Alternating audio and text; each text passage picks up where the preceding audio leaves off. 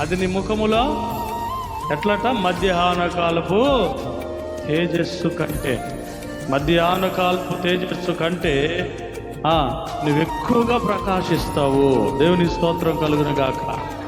ఏం చేయాలి? వీటన్నిటికీ కారణం ఏం చేయాలట? దుర్మార్గతను కొట్టివేయాలి. ఈరోజు నీ గుడారంలో ఏముంది? నీ కుటుంబంలో ఏముంది? నీ హృదయంలో ఏముంది?